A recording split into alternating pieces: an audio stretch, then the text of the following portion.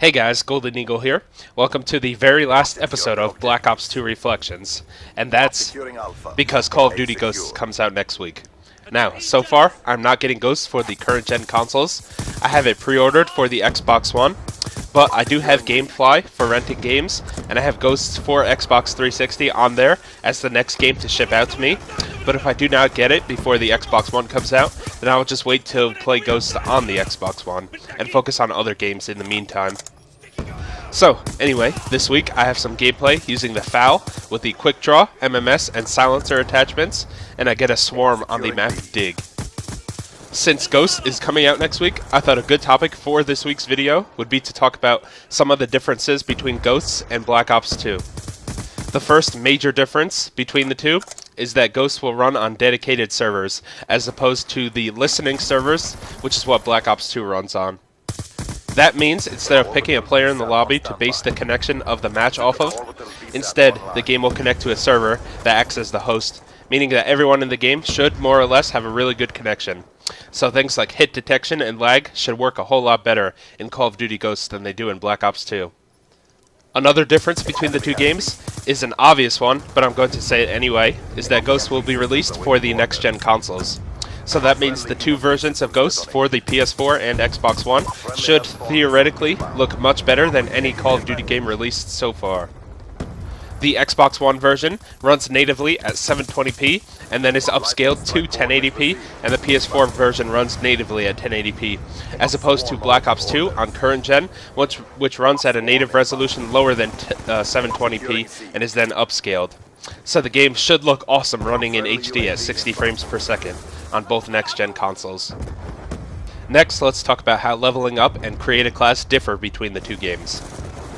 You now create a squad of 10 soldiers in Ghosts. Each of them earns experience independently from each other and has its own class loadouts.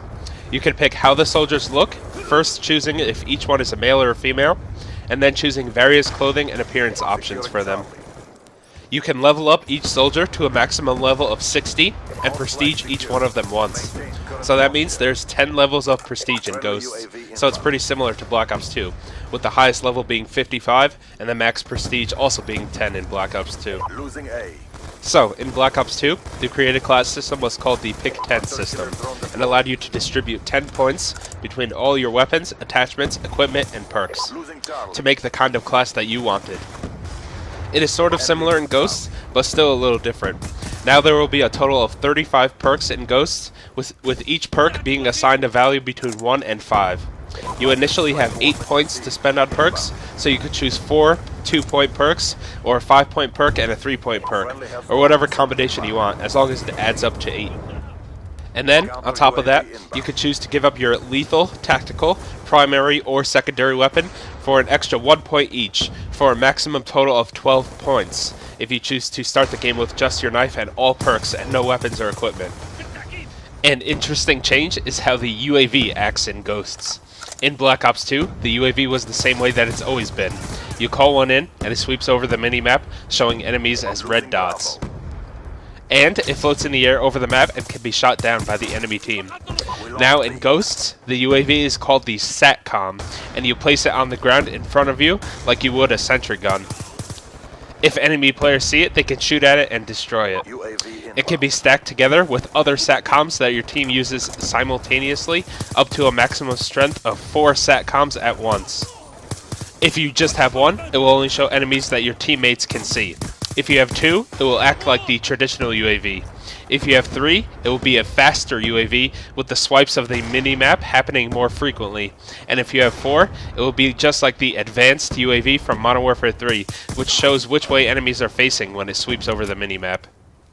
There is also a perk in Ghosts called Wiretap that enables your SATCOM to stack with the enemy team's SATCOMs.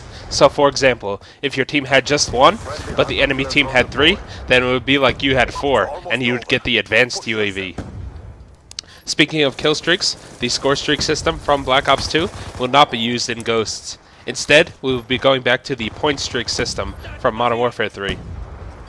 Now, let's talk about the differences with regards to the weapons between Black Ops 2 and Ghosts. Of course, there's going to be a large number of new guns and equipment, but the two biggest differences are the addition of the Marksman Rifles class and the changes to the Sniper Rifles between the two games.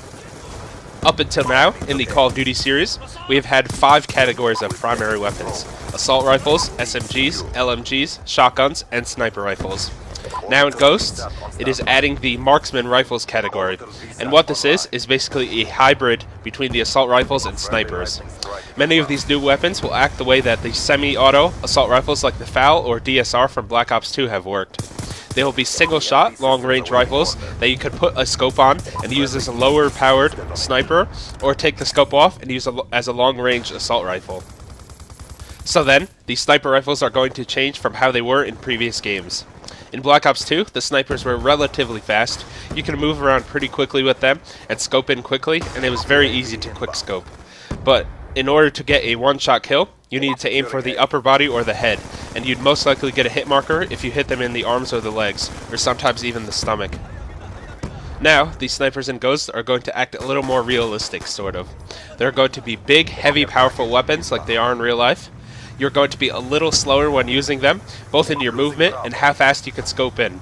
So quick scoping is going to be changed and is going to be less effective than it was in Black Ops 2. But these snipers are going to be more powerful than they were in Black Ops 2. They're going to be a one-hit kill pretty much anywhere on the body now, unless you hit someone in like the hand or the foot.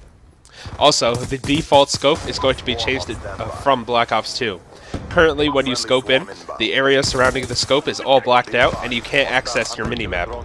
In Ghosts, the scopes are going to be dual rendered, which means you can still see the areas outside of the scope, but they will be blurry, and you can still see your minimap while you zoom in. I think that all of these changes to the snipers sound interesting, and they make me excited to try them out. What do you guys think? Do you like how the snipers are now, or do you think that the changes they are making to them will be better?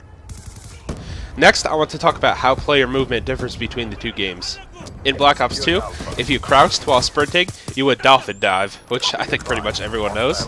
And you could also go from a complete stop back instantly to full speed sprinting.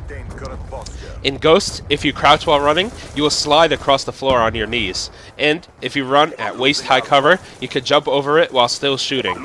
All of your movement, however, is based on maintaining momentum now. So, if you just sprint for a quick second and try to slide, you'll only go a very short distance. But if you're running at full speed consistently, and then slide, you will do the full animation and travel farther. The same goes for mantling over cover. You will need to build up speed and run at the piece of cover so that you can jump over it. If you do not have enough forward momentum, then you will just come to a complete stop, and you won't jump over it. You'll just have to, or you won't mantle over it and be able to shoot. You'll just have to jump over it the normal way. The last change to movement in Ghost is the contextual lean. In Black Ops 2, if you wanted to peek around cover, you had to move your whole body around the side to be able to see. Now, if you move close to the sides of cover, your character will automatically lean to the left or right, meaning that you can keep most of your body behind the cover and only pop out a little to shoot back at the enemy. So, the last difference I want to talk about is co-op gameplay. In Black Ops 2, co-op was regulated to the Zombies modes. In Ghosts, there are going to be 2 co-op modes, Extinction and Squads. Extinction is going to be similar to the Zombies mode in that you will fight off waves of enemies, except this time they will be aliens instead of zombies. They sort of look like insects, and they will have hives and hatch from eggs and things like that. While you're fighting them off, you have to build various equipment and defend objectives. The other co-op mode, Squads, involves the squad of 10 soldiers that you create for multiplayer. Basically, you will be able to bring them into this mode as AI-controlled bots and fight against other bots, or take on one of your friends and their squad. So it would be like your team of created soldiers against them and their team of created soldiers. Apparently, the AI for the soldiers will be much more advanced, and they will act more like real players by taking cover and drop shotting and things like that. Alright, so I think that about does it for the differences between Call of Duty Black Ops 2 and Call of Duty Ghosts. I might have missed one or two things, but I think I got to all the major changes they are making. Thanks for watching this video, guys, and I'll see you next time.